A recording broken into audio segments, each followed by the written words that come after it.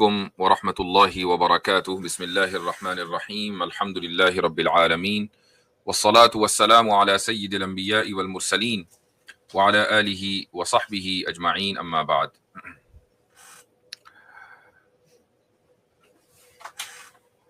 یہ جو دن چل رہے ہیں یہ جیو پولیٹیکلی بہت ہی ہنگامی ہے پوری دنیا میں، اور اس سے کوئی فرق نہیں پڑتا کہ جنگ کہاں ہو رہی ہے، لیکن چونکہ پوری دنیا اس وقت ایک ولیج بن چکی ہے، اس کو ہم گلوبل ولیج کہتے ہیں، تو کہیں کوئی واقعہ رونما ہوتا ہے تو دنیا کا ہر فرد اس سے متاثر ہو سکتا ہے۔ اس لیے ہمیشہ عافیت کی دعا مانگتے رہنا چاہیے، آپ دنیا میں کہیں بھی ہوں۔ خدا نخواستہ اگر دنیا میں کہیں کوئی بڑا واقعہ ہو جائے تو ہو سکتا ہے کہ جس علاقے میں ہم اور آپ رہ رہے ہوں یہاں جانی اور مالی نقصان نہ ہو، لیکن پوری دنیا کی جو اکانومی ہے وہ اس طریقے سے ایک دوسرے سے جڑی ہوئی ہے کہ ایک جگہ اثر پڑتا ہے، فرق ایک جگہ کچھ ہوتا ہے تو دوسری جگہ اثر پڑتا ہے۔ 2008 کا جو ریسیشن ہے وہ شاید پوری دنیا میں، جدید دنیا میں، وہ اتنا بڑا اثر پہلی مرتبہ ہوا تھا اور بہت سے لوگوں کو ابھی بھی یاد ہوگا۔ انڈیا میں اتنا زیادہ اثر نہیں تھا، لیکن بہرحال پوری دنیا میں دوسری جگہوں پر اثر تھا، اور انڈینز دنیا میں کہاں نہیں ہے، پاکستانی کہاں نہیں ہے۔ تو بہت سے لوگ تھے ہمارے اتنے جاننے والے تھے کہ جن کی ملازمتیں گئیں۔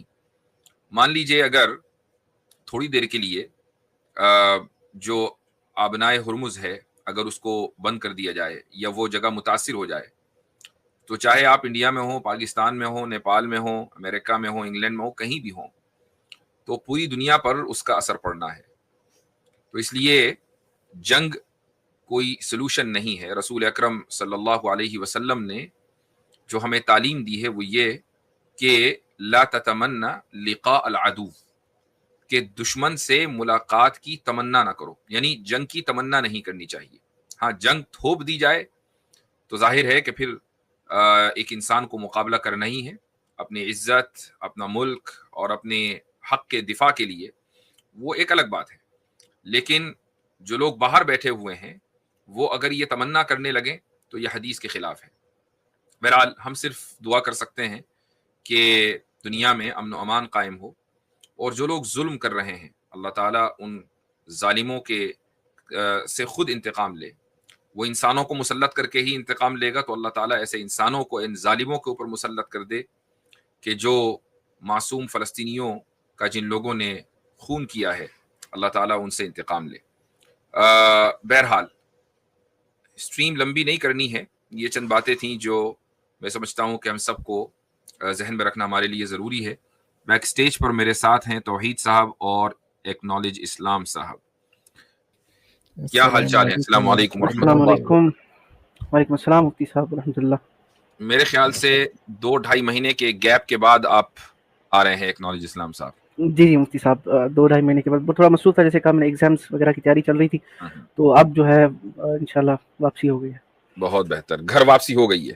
جی جی گھر واپسی ہو گئی ہے۔ ٹھیک ہے، چلے ماشاء اللہ، ٹھیک ہے، تو شروع کرتے ہیں۔ اور ایک چیز مجھے ذہن میں آئی، یہ الگ بات ہے کہ میں اس اسٹریم کو پولیٹیکل اسٹریم بنانا نہیں چاہتا ہوں، وہ یہ کہ پچھلے ہفتے جب ہم اسٹریم کر رہے تھے تو ایک صاحب آئے تھے، وہ اکثر آتے بھی رہتے ہیں، اور انہوں نے سورہ مائدہ کی ایک آیت کا حوالہ دیا تھا، اور وہ یہ تھا کہ لَتَجِدَنَّ أَشَدَّ النَّاسِ عَدَاوَةً لِلَّذِينَ آمَنُوا الْيَهُودَ، کہ یہود اور مشرکین کو آپ سب سے زیادہ دشمنی میں آگے پائیں گے۔ اور میں نے یہ بات کہی تھی کہ بھائی اس آیت کو پڑھ کر تو لوگوں کو اسلام میں داخل ہو جانا چاہیے۔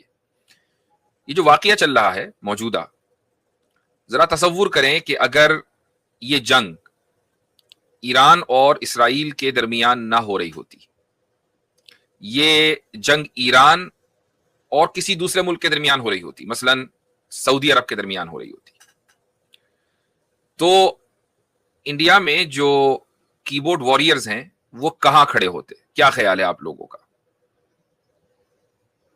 مفتی صاحب مجھے یہی لگتا ہے کہ کیونکہ اگر آپ دیکھیں کہ بڑے بڑے جو اسٹریٹجسٹ ہیں وہ بھی یہی کہہ رہے ہیں کہ ان کی بورڈ وارئرز کی وجہ سے انڈیا کی جو ڈپلومیٹک لیول پر جو ہے وہ پرابلمس ہو رہی ہیں کریٹ، کیونکہ ظاہر سی بات ہے soft power is something, جی اینڈ جو پیپل ٹو پیپل ریلیشن جو ہوتا ہے، اگر کسی بندے کو پتا ہوگا تھوڑا سا بھی فورن ریلیشنز کا، وہ سب سے بنیاد ہوتی ہے کسی کنٹری کی دوسری کنٹری سے ریلیشنز کی.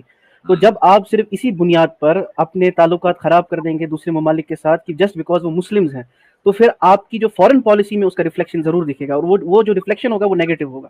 جی ہاں، بلکہ یہ اچھا یہ وہ لوگ ہیں کی بورڈ واریئرز جن کے پاس حقیقت میں روزانہ صبح میں قضاء حاجت کے لیے باتھ روم اویلیبل نہیں ہے، تو یہ ریل کی پٹریوں پہ جا کر بیٹھتے ہیں، وہیں فون لے کے جاتے ہیں اور وہیں سے ٹویٹ کرتے ہیں کہ آئی اسٹینڈ ود اسرائیل.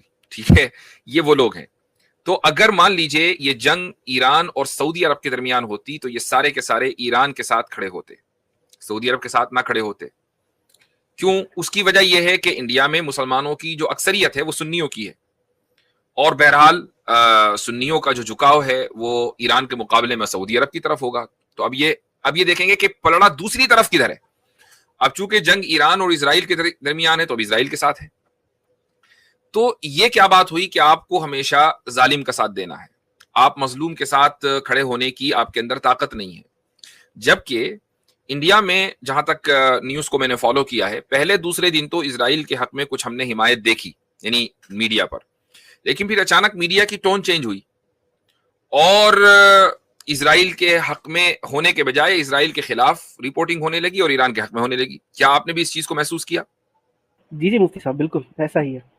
تو یقیناً اس کے پیچھے ایک وجہ یہ بھی ہے کہ جب انڈیا کا ٹف ٹائم چل رہا تھا تو ایران نے ہی سب سے زیادہ تیل سستے داموں پر انڈیا کو فراہم کیا ہے، تو لوگوں کی گاڑیاں چلی ہیں، ورنہ لوگوں کے گھر میں کھانے کو نہ رہتا. تو یہ اس ملک کا ایک بہت بڑا احسان ہے. لیکن چونکہ یہ قوم احسان فراموش رہی ہے، اس لیے انہوں نے یہ کیا کہ ایران کے خلاف، حالانکہ جو نیشنل پالیسی ہے، یعنی جو فیڈرل گورنمنٹ کی جو پالیسی ہے وہ یہ نہیں ہے، وہ نیوٹرل رہنا چاہ رہی ہے. حالانکہ نیوٹرل کوئی پوزیشن نہیں ہوتی ہے، لیکن ان کی بورڈ واریئرز کی وجہ سے اس وقت انڈیا کو جو پوری دنیا میں سبکی کا جو سامنا کرنا پڑ رہا ہے وہ اسی لیے کرنا پڑ رہا ہے. حالانکہ مفتی صاحب ان بیچاروں کو یہ بھی نہیں پتا کہ ایران جو ہے وہ انڈیا کا ایک اسٹریٹجک ایلائی ہے. جی ہاں، اور مڈل ایسٹ میں اگر انڈیا کو تھوڑی سی بھی رسائی ہے، اگر یہ تھوڑا سا بھی جیو پالیٹکس کو پڑھیں گے، that is through Iran, through Chabahar port. مگر ان کو کون سمجھائے؟ خیر چلیں، ویسے بھی ایران نے اس پوری جنگ میں یہ ثابت کیا ہے کہ اس کو کسی دوسرے ملک کی ضرورت نہیں ہے، وہ چاہے انڈیا ہو، پاکستان ہو، کسی دوسرے ملک کی ضرورت نہیں ہے، وہ اکیلا ہی محاذ کے اوپر ڈٹا ہوا ہے. تو خیر ہم ظالموں کے خلاف اور مظلوموں کے حق میں یہاں بیٹھ کر دور سے دعائی کر سکتے ہیں، لیکن ایک انسان کو اپنے آپ کو مورلی بلند کرنے کے لیے، اخلاقی طور پر بہتر کرنے کے لیے کم سے کم اتنا اس کے اندر گٹس ہونے چاہیے کہ وہ کچھ نہ کر سکے تو مظلوم کے لیے آواز ہی اٹھا لے یا مظلوم کے لیے دعا کر لے. چلیں تو لنک پبلک کرتے ہیں انشاءاللہ. سبق پھر پڑھ صداقت کا، عدالت کا، شجاعت کا، لیا جائے گا تجھ سے کام دنیا کی امامت کا. سبق پھر پڑھ صداقت